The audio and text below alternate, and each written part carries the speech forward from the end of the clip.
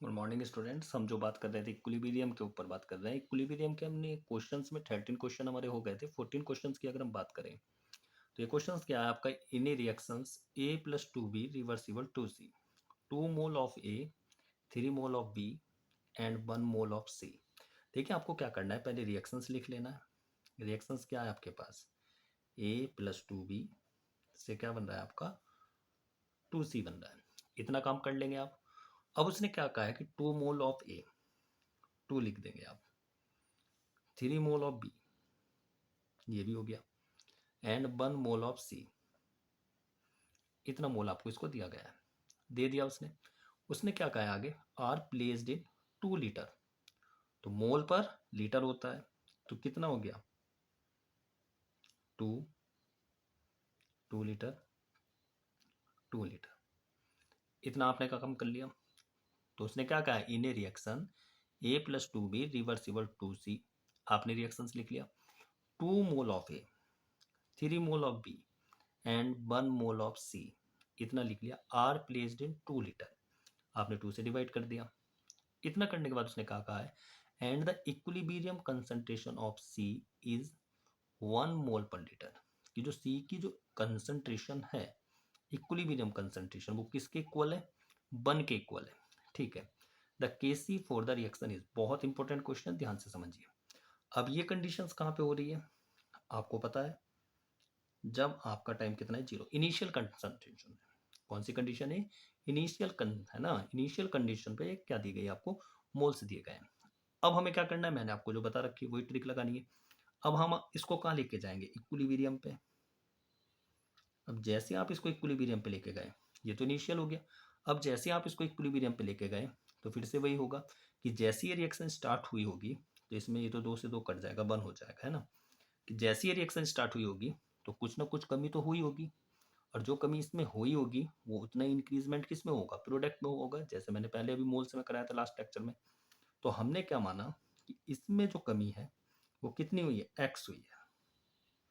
तो ये 1 - एक्स हो गया। तो इसमें कितनी होगी, 3/2, कितने, 2 मोल, 2x हो गया। और यहाँ पे कितना हो गया आपका,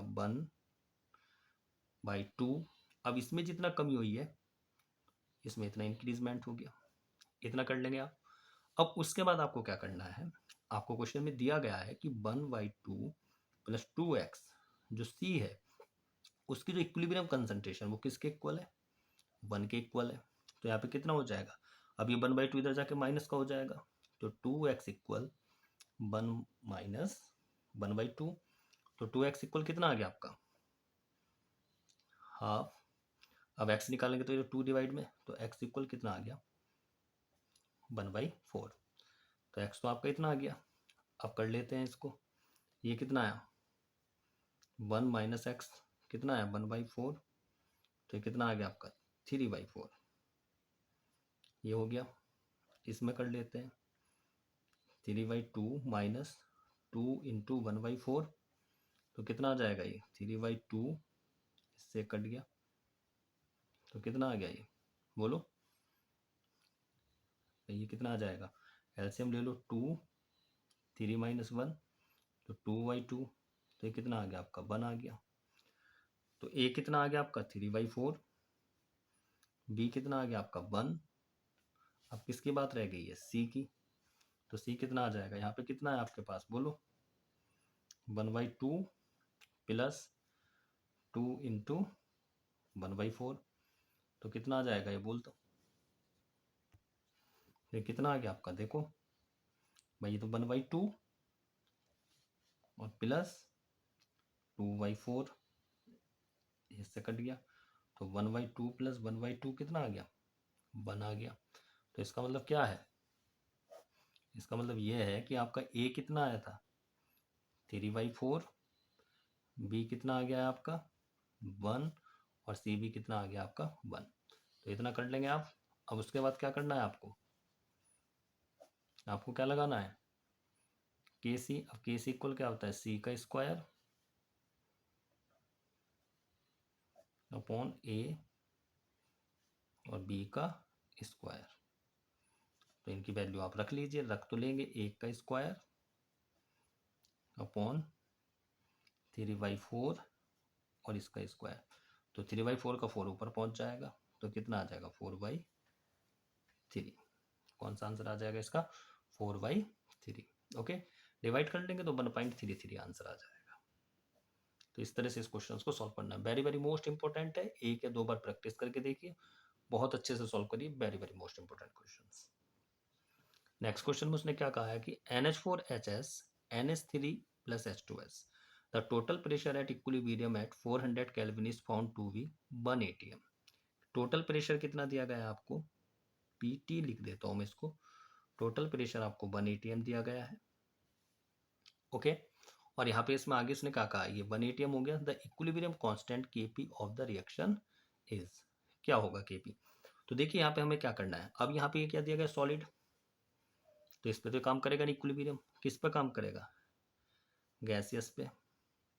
तो पी टोटल किसके इक्वल हो जाएगा, P total equal PnH3 plus PH2S। अब टोटल कितना दिया गया है 1। हमने NH3 का प्रेशर कितना मान लिया, मान लीजिए इसका प्रेशर P है, और H2S का भी कितना है P है। तो कितना हो जाएगा 1 इक्वल 2P। तो जैसे P निकालेंगे आप, क्योंकि भाई NH4HS पे तो काम ही नहीं करेगा ना, सिर्फ किस पे काम करता है, गैसियस पे। तो मैंने इसका प्रेशर भी कितना मान लिया P, और इसका भी कितना मान लिया P। अब इन दोनों का जो टोटल प्रेशर है वो किसके इक्वल है, 1 के, दिया है ना क्वेश्चन में। अब इसका भी P, इसका भी P, तो 2P हो गया। तो 2P इक्वल 1 के, तो जब P निकालेंगे तो कितना हो गया 1/2। तो ये कितना आ गया आपका 0.5। अब इतना जब आपने किया, आगे आप लगा लेंगे। अब KP इक्वल क्या होता है, PnH3 प्रोडक्ट PH2S, इतना हो जाएगा। अब इतना करने के बाद आपको क्या करना है, अब इस पर तो डिपेंड नहीं कर रहा है, तो अपॉन में तो कुछ जाएगा नहीं। अब इसका भी कितना है 0.5, और इसका भी कितना है 0.5, तो कितना हो गया 0.25। ये भी ATM, ये भी ATM, तो ATM square. Okay, next question देखते हैं। नेक्स्ट क्वेश्चन में उसने क्या कहा है कि in the reactions C + CO2 reversible 2CO। Okay, ये सॉलिड है, तो इसका तो सिस्टम ही खत्म हो गया है। तो CO2 2CO, the equilibrium pressure is 12 atm। Total कितना दे दिया गया इक्विलिब्रियम प्रेशर, यहाँ पे KP, यहाँ पे KP कितना दे दिया गया आपको 12 दे दिया गया है। ठीक है, if 50% of CO2 react then KP will be, कितने परसेंट CO2 रिएक्ट हो रहा है 50%। तो इक्वेशन क्या है आपकी, C + CO2 से क्या बन रहा है 2CO बन रहा है। अब इस पे तो डिपेंड करेगा नहीं, ये भी पता चल गया है। अब आपको पता है कि जब इनिशियल टाइम में क्या लेता हूँ 0 लेता हूँ, तो मैंने सपोज इसका प्रेशर कितना माना P, इसका कितना हो गया 0। इतना समझ गए आप। ये कॉन्सेप्ट याद रखिए, जब भी कोई सवाल इक्विलिब्रियम का करोगे तो आपको एक पॉइंट जरूर याद रखना है कि इनिशियल टाइम और फिर इक्विलिब्रियम टाइम। इनिशियल पे मैं बार बार बोलता हूँ, एरो से पहले ही करना है। अब कितने परसेंट डिकम्पोज हो रहा है 50, मैंने सिखाया आपको ये है। अब 50 परसेंटेज में दिया गया है, किस में दिया गया परसेंटेज, तो परसेंटेज के लिए किससे डिवाइड करते हैं 100 से। तो कितना आ गया 1/2, इतना कर लेंगे आप। अब देखिए इसमें तो जैसे ही आप इक्विलिब्रियम पे लेके गए तो क्या हुआ, ये 50% हो गया ना, तो P/2 आधा हो गया। अब यहाँ पे कितने की कमी हुई बेटा P, इतना कर लेंगे ना आप। अब इसके कितने मोल है 2P अपॉन कितना हो रहा है हाफ, तो इस 2 से 2 कट गया, ठीक है ना। तो अब यहाँ पे कितना हो गया बेटा बोलो। अब ये CO2 कितना है आपका P/2, और CO कितना है आपका P। टोटल कितना दिया गया, जैसे ऊपर के सवाल में किया वैसे ही इसमें कर लो। क्या टोटल प्रेशर कितना है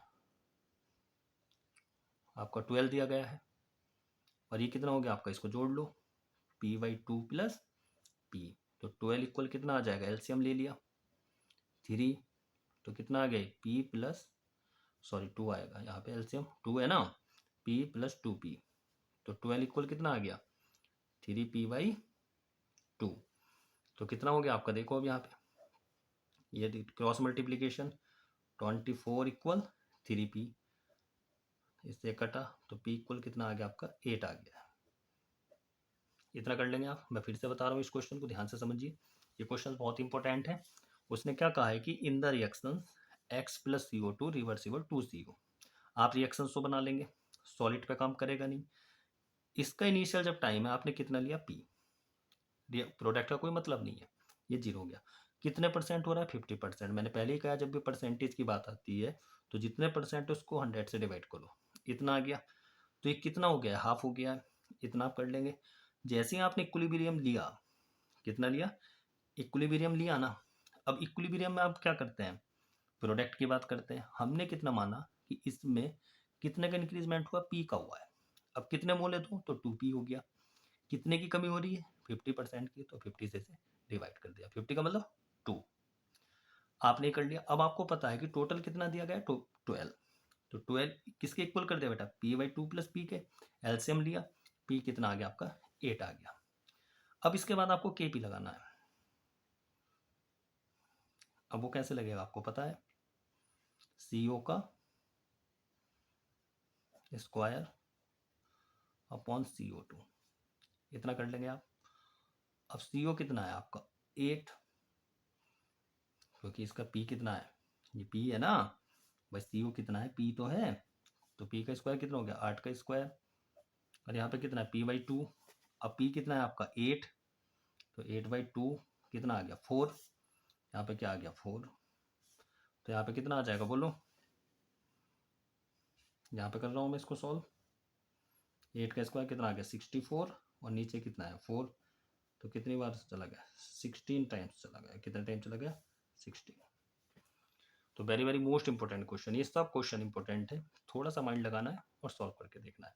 ओके, नेक्स्ट क्वेश्चन देखें। नेक्स्ट क्वेश्चन उसने क्या कहा है कि which range includes the value of the equilibrium constant K equilibrium for a system with delta G naught less than, है ना, 0। देखिए क्वेश्चंस क्या है, उसने कहा है कि उसने बताना है आपको which range includes the value of the equilibrium constant K equilibrium for a system with delta G naught, है ना, छोटा है, किससे छोटा है 0 से कम है। तो कौन सी कंडीशन इसके लिए सही है, तो देखिए एक ही फॉर्मूला यहाँ पे होता है, delta G not minus RT log के इक्विलिब्रियम, ये लगा दिया आपने। अब उसने क्या कहा है कि अगर डेल्टा G नॉट, इसका मतलब क्या, अगर निगेटिव है, डेल्टा G नॉट क्या है, अब यहाँ पे तो पॉजिटिव है, ये निगेटिव है, अगर मैं इसको निगेटिव करूं, अगर इसको मैं 0 से छोटा करूं, तो ये निगेटिव निगेटिव पॉजिटिव हो जाएगा। तो इसका मतलब क्या, इक्विलिब्रियम केस है ना, जो इक्विलिब्रियम वो क्या होना चाहिए 1 से बड़ा होना चाहिए। तो अगर डेल्टा G नॉट निगेटिव है तो के इक्विलिब्रियम ऑलवेज कैसा होगा, पॉजिटिव। इसका मतलब क्या, अगर डेल्टा G नॉट अगर क्या है 0 से छोटा है, तो के इक्विलिब्रियम क्या होगा बोलो, 0 से बड़ा। इसका मतलब डी, कर लेंगे आप, ठीक है। नेक्स्ट क्वेश्चन उसने कहा है कि करेक्ट कंडीशंस क्या है। नेक्स्ट क्वेश्चन में करेक्ट कंडीशंस क्या है, वो भी इसी फॉर्मूले से होना है। देखिए उसमें कौन सी करेक्ट कंडीशंस होगी, अगर डेल्टा G नॉट 0 से छोटा दिखा रहा है तो ऑलवेज के इक्विलिब्रियम ऑलवेज 0 से क्या होगा, बड़ा होगा। अब पहला केस देखते हैं, डेल्टा G नॉट क्या है 0 से छोटा है, तो के बड़ा होना चाहिए था, नहीं होगा। डेल्टा G नॉट इक्वल है 0 के, तो के इक्विलिब्रियम भी क्या होगा, इक्वल ही होगा, ये भी नहीं होगा। डेल्टा G नॉट 0 से छोटा है, के 0 के इक्वल, नहीं होगा। अगर डेल्टा G नॉट 0 से छोटा है, कहने का मतलब क्या है, अगर डेल्टा G नॉट निगेटिव है तो के इक्विलिब्रियम ऑलवेज कैसा होगा, पॉजिटिव होगा। Very very most important relations होता है, बार बार आता है, बहुत अच्छे से करिए, वेरी वेरी मोस्ट इंपॉर्टेंट। तो अभी तक मैंने 18 क्वेश्चंस के ऊपर आपसे डिस्कस किया है। जो क्वेश्चंस नहीं समझ में आ रहा है आप उसका मुझे नोटिफिकेशन या कमेंट्स कर सकते हैं, मैं उसको दोबारा आपको एक्सप्लेन कर दूंगा। लेकिन जितने भी क्वेश्चन 36 क्वेश्चन पे मैं डिस्कस करूंगा इक्विलिब्रियम के, केमिकल इक्विलिब्रियम में 36 क्वेश्चन पे डिस्कस होगा, और उन 36 में से ही आपको नीट 2023 में जरूर मिलेगा। ओके, तो इन 18 क्वेश्चंस को करिए, नेक्स्ट 18 क्वेश्चंस पे मैं कल डिस्कस करूंगा। Okay, take care.